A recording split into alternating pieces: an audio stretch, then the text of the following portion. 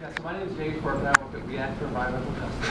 And so it's a 22-year-old environmental justice organization in northern Manhattan.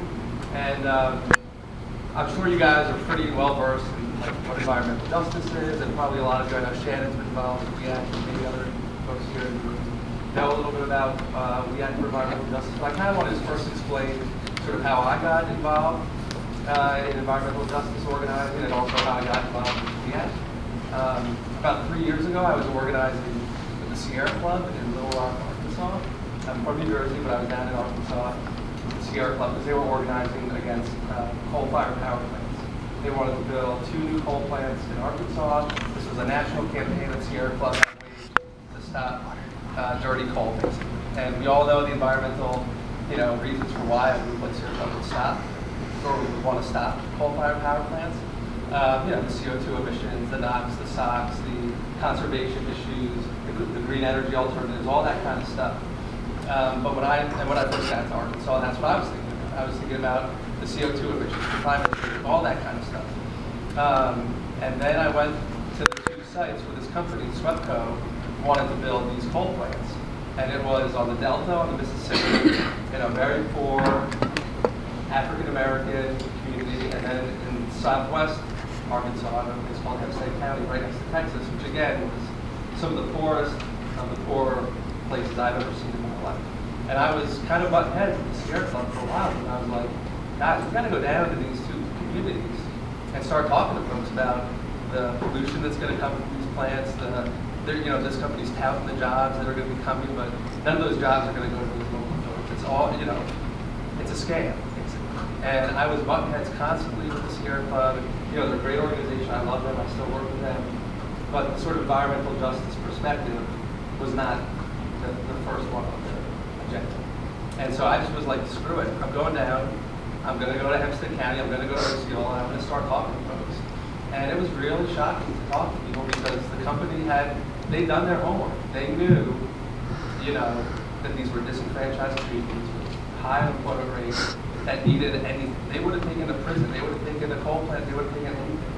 And so the company had sort of tricked them into the benefits.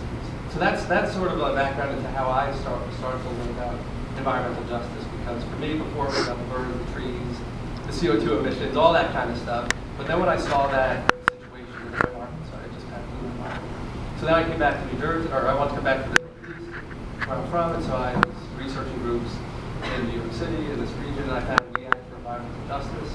And We Act is just an amazing organization. Peggy Shepard, who I mentioned, is the founder of We Act, along with a few other folks, and they got their start basically as volunteers in a community just like you guys. They wanted to fight the North River sewage treatment plant that was being proposed, which is on the northwest side of Manhattan. There are 6 bus depots in northern Manhattan. There are 7 bus depots in Manhattan. 6 of them are in northern Manhattan. So all the dirty diesel buses back in the day, when they would get refueled, cleaned, reserviced, all that stuff, they would be going to northern Manhattan. So the pollution implications for that are huge. These bus depots are located next to schools, swimming pools, senior centers, housing developments. I mean, they're not off somewhere in the middle of nowhere. These are right in the community. So this is a huge environmental justice concern. It was the sort of first campaign that We Act launched. And now, one of the campaigns I'm most proud to know and most proud to be a part of is We Act is working with SBA and community groups to green one of the bus depots. So the Mother Claire Hale bus depot, which is on 146. Yeah. And on the east side, it's completely demolished. You can go there now. There is no more bus depot. And we're working with the MTA to turn that into the first LEED certified. I think it's going to be a platinum.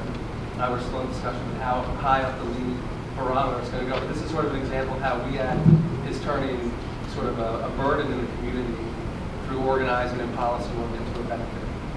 So we do a lot of other stuff besides cleaning bus depots. We work on food justice issues. There's a lot of issues regarding supermarket closures in neighborhoods like Harlem and Washington Heights.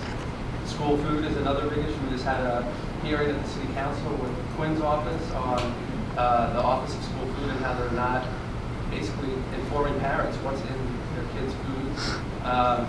We work on transportation, which is my campaign, so we go to my workshop, you'll hear about all the stuff we're doing to stop the MTA from continuing to raise your fare and cut your service. We're involved in national campaigns to improve and reform the federal transportation bill. So Obama right now is talking all about high-speed rail and livability and reducing our carbon footprint and reliance on oil. Obviously, the Republicans want to keep paving highways. So that's a pretty awesome campaign. If folks want to get involved with that, that would be great. But we also work on things like chemical policy, climate change, lead, healthy homes in the community. We have kind of got its hands in a lot of different things, but at the core of our values is how policies and environmental decisions affect low-income folks and communities of color. And at the end of the day, how does that impact folks who live here? So we do it through organizing, through education, and through advocacy. So we need you guys to help out as well.